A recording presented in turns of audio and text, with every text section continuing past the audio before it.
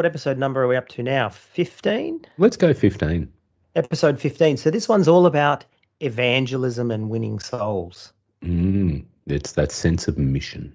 Yeah, that's right. So in this one, we're going to talk about what we told people, how we told them, why we told them, motivations, all that kind of space. So, yeah.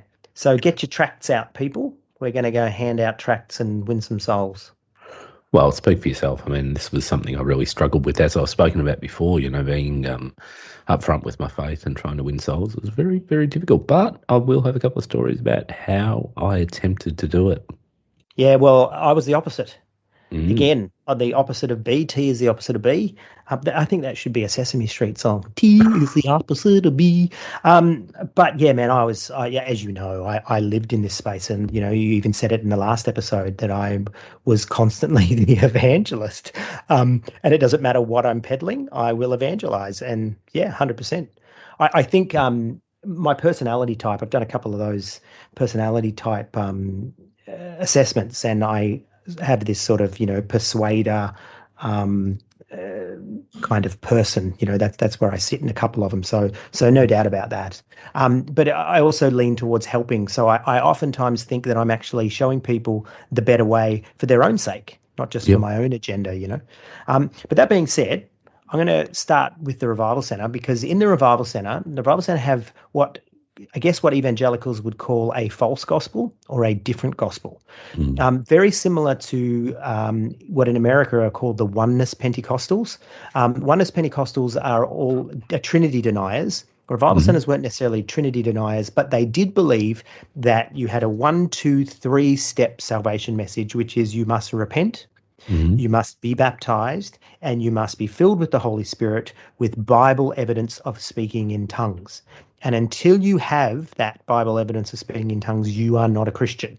What's Bible evidence of speaking in tongues? Well, exactly. What is Bible evidence? Well, I don't believe that there is such a thing, but that's what we used to say. So the Bible evidence of speaking in tongues was the Bible evidence of one's salvation, meaning that you are imitating what is in the Bible, which is you will speak in tongues like they did in the book of Acts.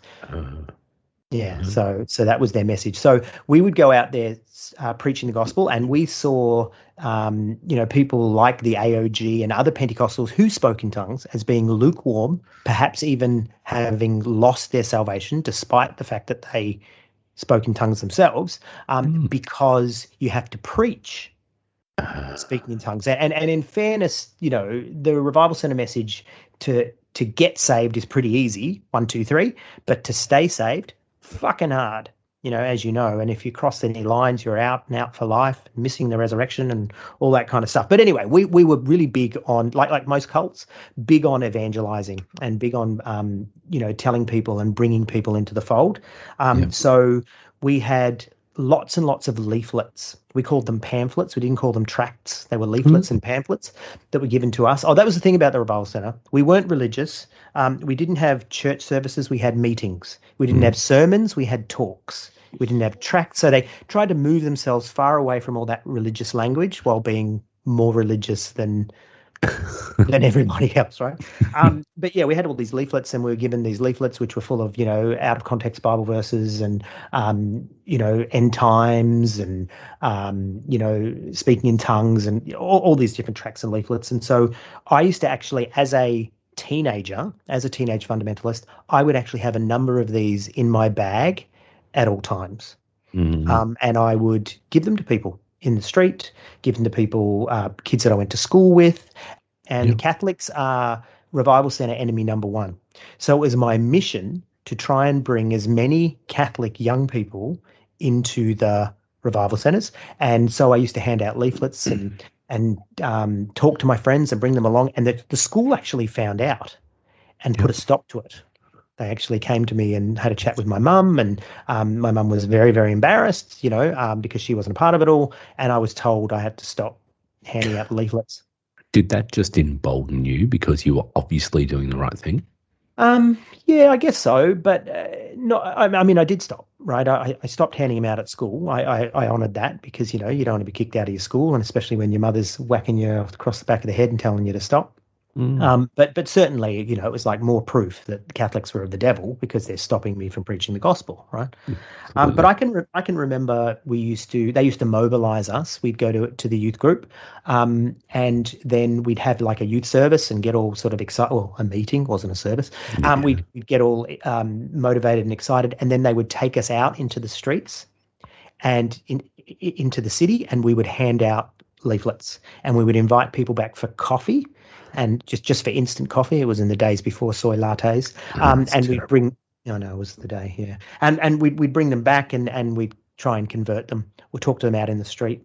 So that was really where I got my training. It was just like you just did it, and it wasn't about so much befriending people and loving them and helping them. No, it was just telling them.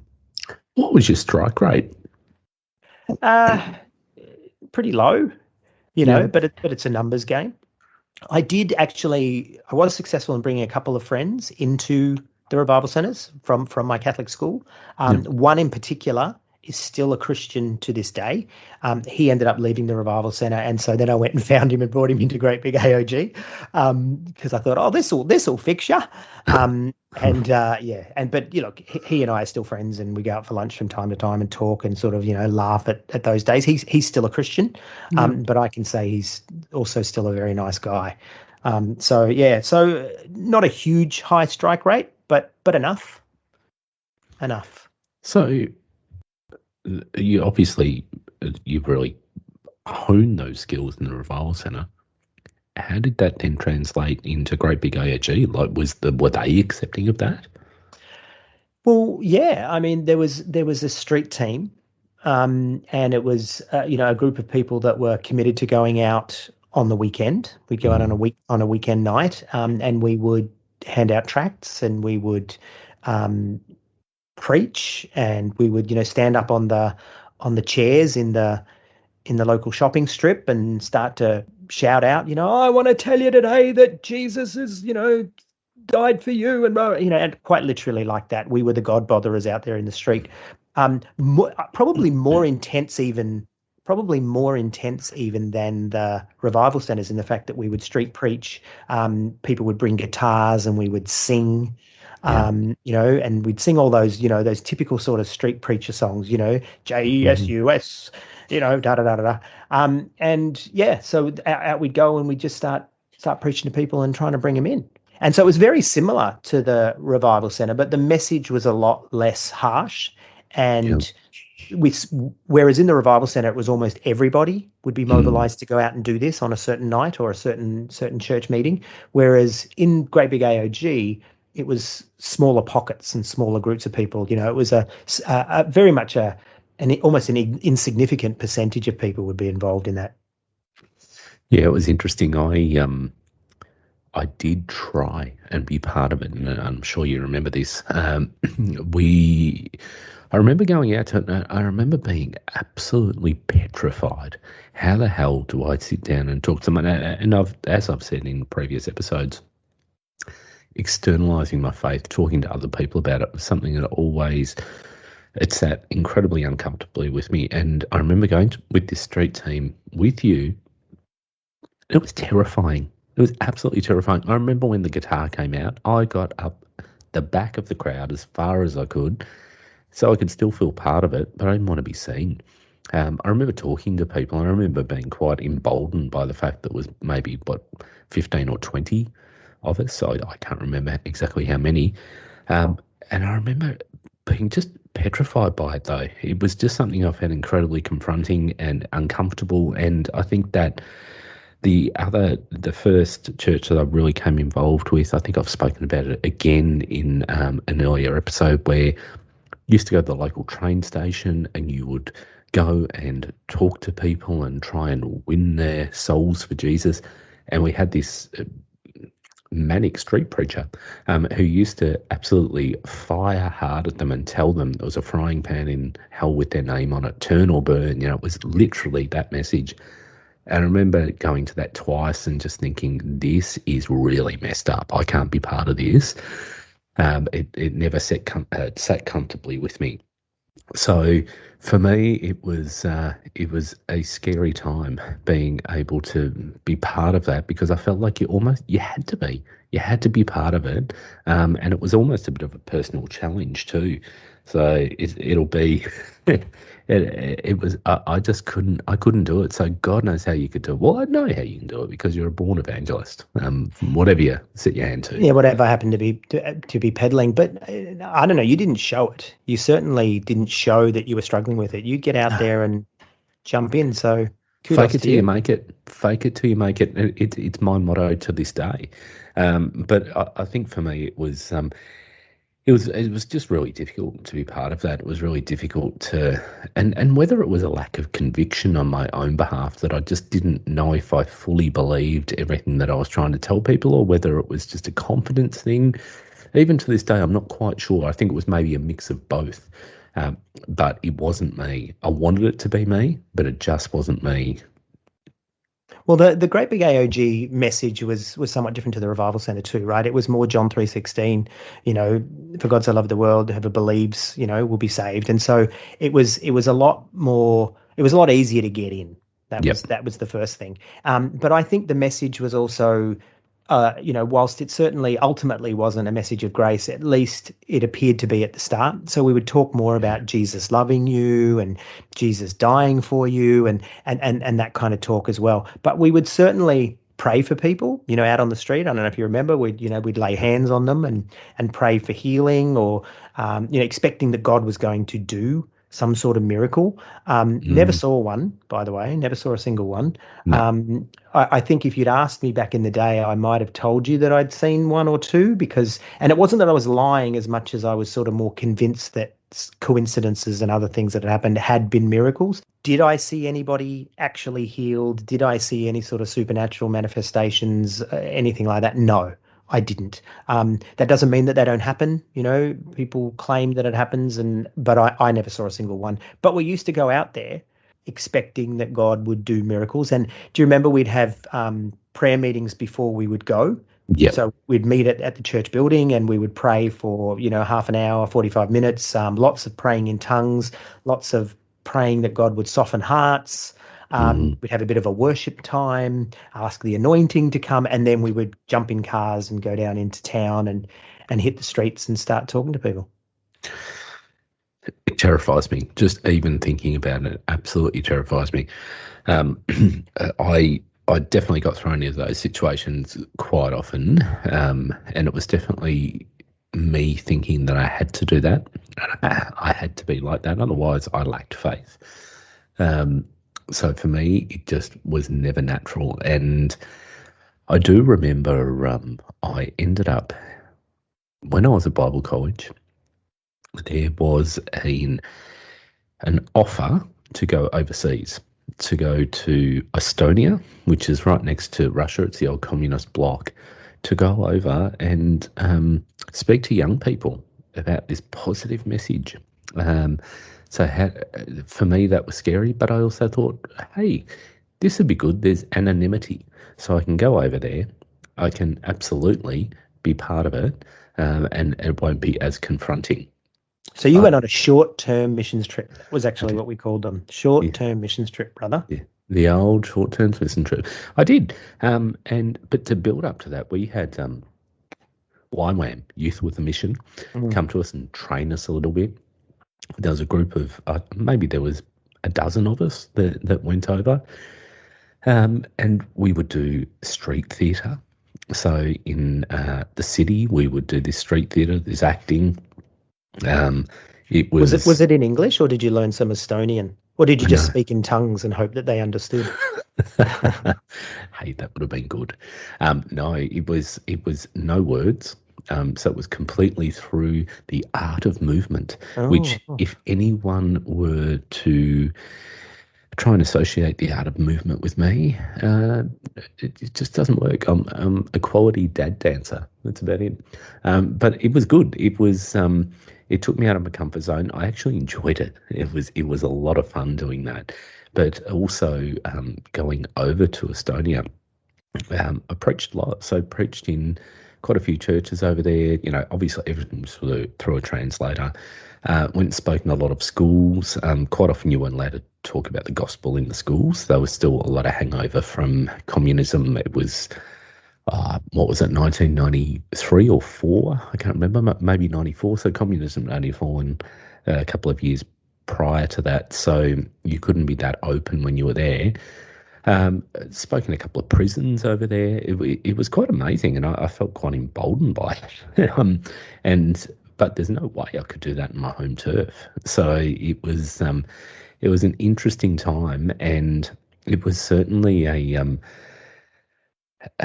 was a life-changing time. Even when I look back on it now, I just think some of the things I did, I learnt about myself while doing that.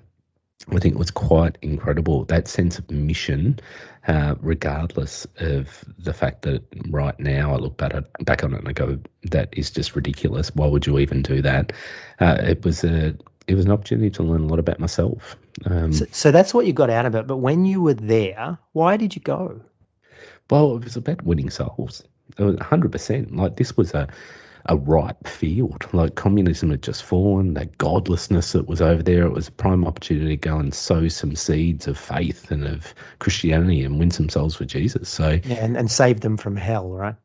Oh, absolutely. Hell, not a great place. Good place to visit. You wouldn't want to live there. But I think it was just it was a pressure also because I was at Bible college and I was trying to professionalise my Christianity. It was time to move into ministry. So what better way to do it than to leap into this space? And you talked about going to Bible college and ending up in debt. So this would have been all at your own expense as well. Yeah, that was full on. So this was where I was told, because I was really clear. I said, this is an act of faith, if anything. And I was told, it was a great test. If God wants you to go, it'll happen. And lots of things happened in the lead up. But when I look back on them, like I was asked to go and speak at a regional church prior to going to, tell them about what was coming up. I got a really decent offering of like $400 or $500 given to me that night. Like, it was a fair bit of money back nearly 30 years ago, and that helped. That probably paid about half the airfare from memory, or a quarter of the airfare or whatever. I put a little bit of money into myself. I raised the money for the airfare. We got a couple of things that were subsidised through the church. But a couple of days leading up, I had zero money to go with. So I was leaving to go to the other side of the world. We'd also booked a U-Rail pass for I think about 10 or 14 days afterwards, with I think there was half a dozen of us that were going to travel through Europe, have a bit of a holiday afterwards. I got to the airport with $20 in my pocket, and I remember my father coming up to the airport and shoving $200 in my pocket, and that was literally all I had. I had that and a credit card. The credit card I owed nothing on, but I could get a cash of advance. And I remember on the way we got to Germany, I thought, stuff it, I'm going to get a cash advance. So I cash advanced my whole credit card, which was about $1,000, and got that out. And then on the flight from Germany to Estonia, I remember one of the pastors, one of the head pastors had come to us. Actually, slight side note, when we were in Germany at the airport, we caught up with Brian Houston, who was on the way to preach in Kiev in the Ukraine at the time. So it was quite early days, like 93, 94. But I remember thinking, I felt so encouraged by that. We didn't know that we were going to run into Brian at the airport, and we did, and I felt incredibly encouraged. It was like, right, I'm on the right track. You're such a fucking name dropper. Look at you. Oh, ran into Brian. Oh, look, he didn't talk to me. And we were nearly late for our flight. They were calling our names for the flight, and we missed it because we were having coffee. And they actually ended up taxiing the aircraft out onto the tarmac and had to shuttle bus us out. They were the days where a plane would actually wait for you. But I remember on that flight from Germany to Estonia, the pastor was in front of me and he turned around and he goes, "Look, I don't know why." And no one at this time knew that I had no money. No one. Um, so he turned around and said, I feel someone gave me a gift before we went, and I feel that I've got to give you that gift. And it was $100. I remember thinking, it's $100. We're going to Estonia. Things are cheap, dirt cheap over there. This could last me a long while. Anyway, I went through, long story short, while we were over there, I went through all my money. I was down to my last, I don't know, $100, $150. And I remember, and we got put up while we were over there. We actually stayed at a Living Bible college over there. So they paid for all our food and everything like that, gave us accommodation. I decided, obviously it was my lack of faith, that I had to come back early. It was time to come back to Australia. I changed my flight. Everyone else is going through Europe. I didn't want it. The fact I had $150 to go to, I think, 5 or 6 countries we'd booked into, I thought I really need to get home, and I've got a credit card debt now. So if I cash in my Eurail pass, at least I can pay some of that credit card debt. And just before I was getting dropped off at the airport, this same pastor came to me and he said, "Because you haven't completed the mission, I feel I've got to take that money back." So he took the money back. So I was left by that time with $30 or $50 or something. And I remember thinking, I've got to get back to Germany. I've got to stay a night in Germany. I've got to get some food, and then I've got to fly back to Australia. What the hell am I going to do? So I got back to Frankfurt Airport in Germany. I got something to eat. Things aren't cheap in Germany. I had practically no money. I didn't have enough to get onto the train and go to the backpackers in Frankfurt. So I had to stay at the airport on the floor, on a cold concrete floor, but it was all in faith, so it was fine. And I had to stay there until the next day when I ended up finally falling asleep, and then were almost late for my flight. So I lined up, and it was back in the day where you could still smoke on a plane, and the only seat I could check into was in the smoking section. I'd given up smoking, so I just sat there and I passively smoked about 14 packets of cigarettes all the way back to Australia, while I spoke to this guy who was around about my age, a German guy, going, "What the fuck? You've just been on a mission trip? What is this?" And he thought I was the strangest dude ever, which I was. You know what's funny about that? That same pastor, because obviously I know who that was, and that same pastor, I had people sponsoring me through Bible college, right? I had people, because I remember I told you it was $40 a week, so I had 4 people giving me $10 a week for Bible college, right? And he found out that I was also getting the dole, right? That pastor, and he came to me and told me, "I heard that you're asking people to give you $10 a week." Right. And in the 90s, $10 a week was still not a lot, right? No. It wasn't enough to live on. It's just paying my fees. And then you're also getting the dole.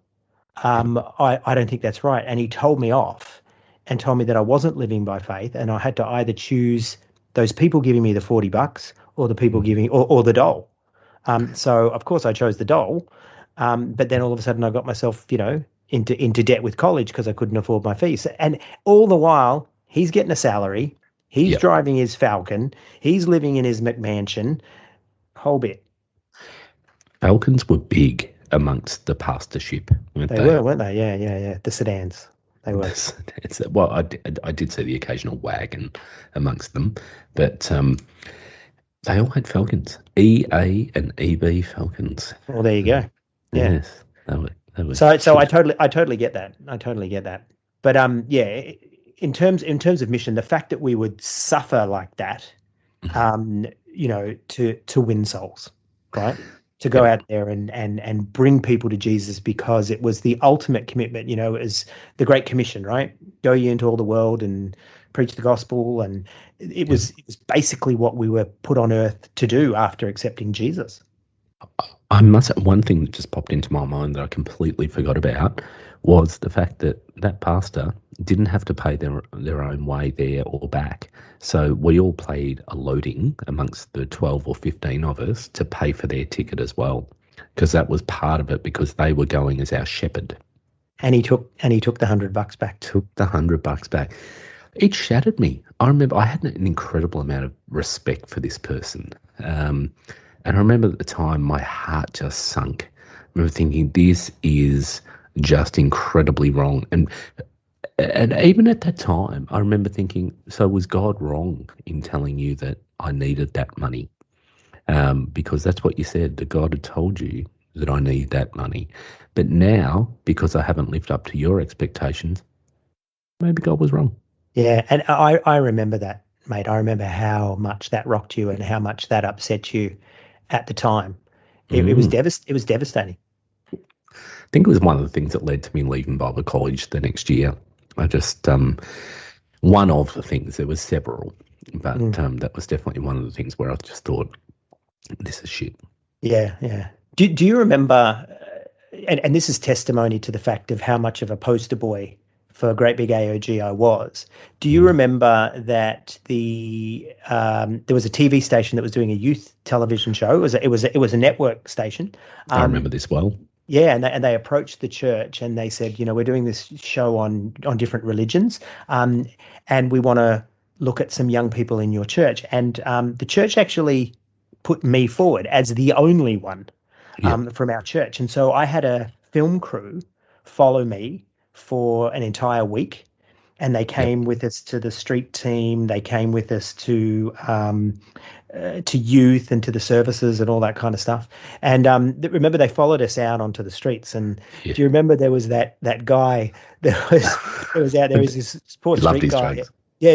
And he was talking, and he's saying, oh, he came up to me, because the cameras are there, and I'm talking to someone about Jesus, and it wasn't staged, it was all legit, but it was for the cameras, and he comes up and just in the middle of the interview and goes, oh, I tried Jesus, and it didn't work. And then I just looked at him and I said, who do you love more, Jesus or your drugs? And he goes, oh, I tried Jesus. And I said, no, who do you love more, Jesus or your drugs? And he goes, oh, I said, just give me an answer. I was full of grace and love, right? And then he goes, oh, I guess I'd have to say, I love me drugs. And then I turned to the camera and goes, yeah, well, see, that's why it didn't work, because he loves his drugs more than he loves Jesus, and sort of walked away. And that was my answer to drug addiction, right? Which you just got to love Jesus more. And so that's somewhere on film, somewhere in some sort of vault at this, well, who knows, but you know what I'm saying. It exists. I was a shit. I was a total evangelistic knob. Yeah, you were an asshole. But, I remember that incredibly well. And what was that? That was almost 30 years ago. So, yeah, almost. Yeah, exactly right. But I mean, I lived it. I lived it, B. I used to, and so I had a best friend at the time who was very similar, and we would talk to people on buses and on trains, and we would go to markets and stand up in like not even officially sponsored church events, and we would stand up on the chairs and start preaching and preach against the drugs, the drug paraphernalia that's being sold at that stall, and nearly getting our heads kicked in by people because we're challenging their livelihood. Saying I can remember standing up and saying, drugs, the scourge of the nation. I mean, who in his 20s uses the word scourge other than the born again? Look, to be honest, we've got a national anthem that uses the word girt. So, I mean, I think it's very Australian to use scourge. Scourge, yeah. I was actually challenged by a Canadian once because I was saying, I reckon this, you reckon that. And he goes, you reckon, do you? You sound like you're from the 1800s. You got a bit of a reckoning going on. Yeah. Apparently we use those words, but seriously, man, it was a part of what I did. I lived this, and it was a big part. And even after I left Great Big AOG and went on to other denominations, I was very much involved in mission and urban mission. Not so much the overseas stuff, although I did start to pray for China. And I started to read a lot of books about China and, what was happening in the Chinese church and the persecution. And then I started giving money to mission organizations that specifically focused on China. And then I started to believe that I had a call to China as a missionary. Okay. And that one day I was going to go and live in China as a missionary. Ironically, of course, later on, having left the faith, I ended up living in China for 7 years, learning the language and the whole bit, but nothing to do with religion. It was like I consumed a lot of Chinese pijiu, being Chinese beer. And yeah, I mean, that was my life in China, was just working and living. Maybe that was your mission. Well, that, of course, that came back right into my mind. It's like, yeah, I felt called here. I was supposed to be here, and maybe that's what this is somehow. You still have that niggling little believer's voice, or as Kenneth Copeland, the believer's voice of victory, brother, was still in there, sort of niggling away, saying this is what you're supposed to be doing here. And I wasn't, I had to sort of push that back and say, no, that's all make believe. But Yeah. yeah, but I was right into China and right into the missions work, and I was giving money to quite conservative evangelical mission organizations because I didn't want to be giving it to the Penties because I'd sort of moved away from that kind of thing. Yeah. And I flirted a little while with YWAM about joining YWAM, but Uh-huh. but as you mentioned, you needed to come up with all your own money and all your own sponsorship and all that kind of thing, and I just couldn't do it. Whilst I might have been great at preaching at people, I wasn't great at the fundraising, to be honest. Not everything was bad. I've brought forward some really good positive stuff from back then to my life now, and I learnt a lot. And I really love seeing those comments because there is nothing worse than feeling like you've wasted your life. As we've spoken about a few times, always find the opportunity to pull the positive into the future and leave the shit in the past. All right, mate. Well, that was awesome. As usual, I will go and see my therapist and unpack everything that we've talked about this week, and I'll see you next week. Sounds good. See ya.